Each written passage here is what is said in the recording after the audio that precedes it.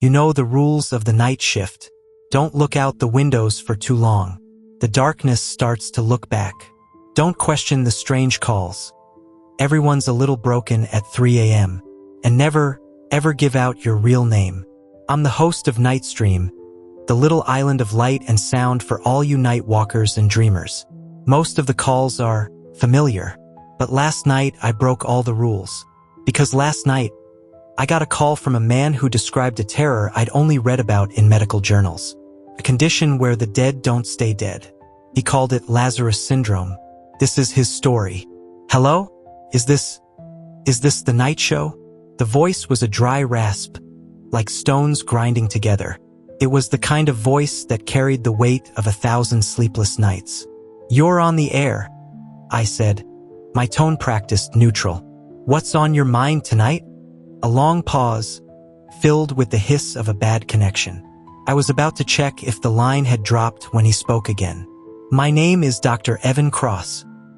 I need to tell someone, before I lose my nerve, or before it happens again. Go ahead, doctor. We're listening. I leaned closer to the mic, my curiosity piqued. Doctors didn't usually call. They were usually still at the hospital or finally asleep. It's about my patient, Sarah Gable. She was brought into the ER 2 nights ago. Cardiac arrest. We worked on her for 45 minutes. 45. It's longer than protocol, but her husband was there, begging us not to stop. Finally, we had to. Time of death, 11:47 p.m. I could hear him take a shaky breath. The sound crackled down the line. I pronounced her. I'd done it 100 times. You note the time, you say you're sorry for their loss. It's a terrible, mechanical routine. But this time, as I pulled the sheet up over her face, I saw it. Saw what, doctor? A flicker, under her eyelid, a rapid eye movement, the kind you see in deep sleep. It's impossible. The EEG was flat. She was gone.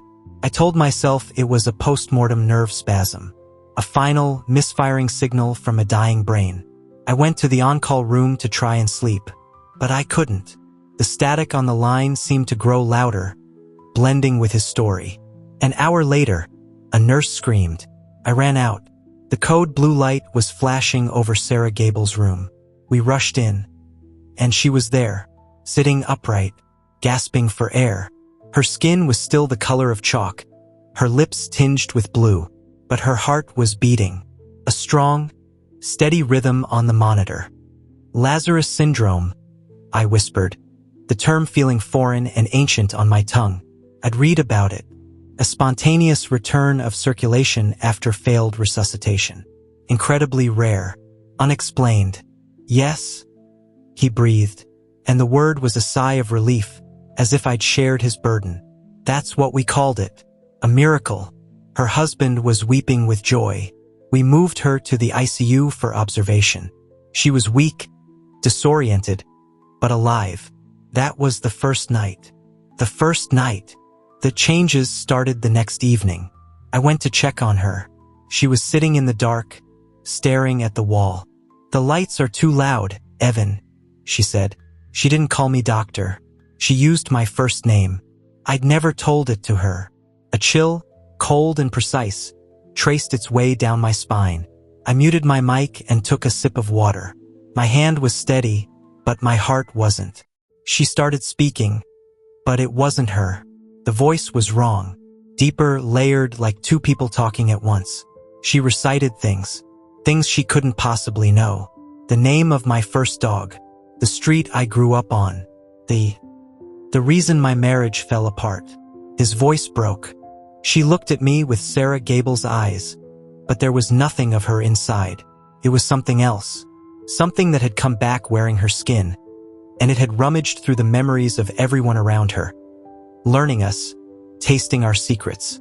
Did you tell anyone? I asked, my professional calm beginning to fray. Who would believe me?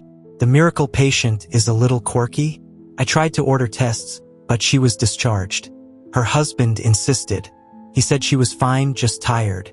He couldn't see it, or he didn't want to see it.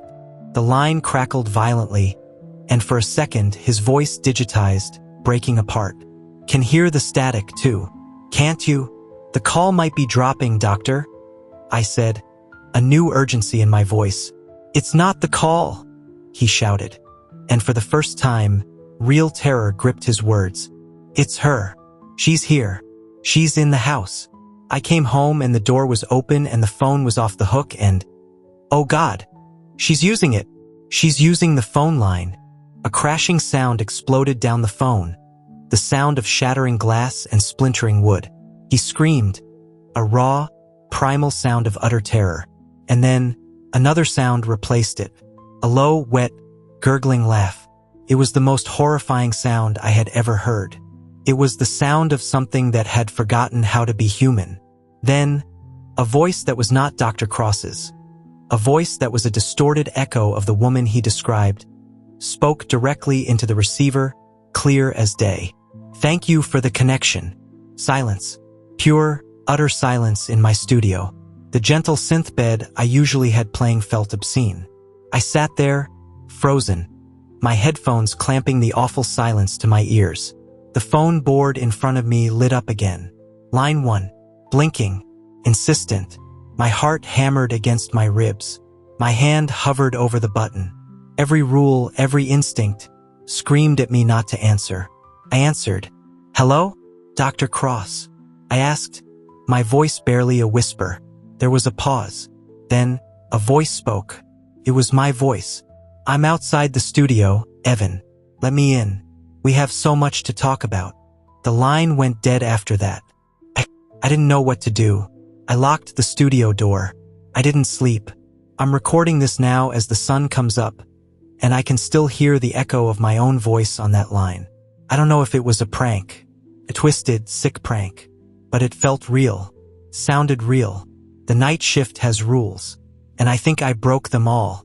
So I have to ask you, the next time the phone rings in the dead of night, would you answer it?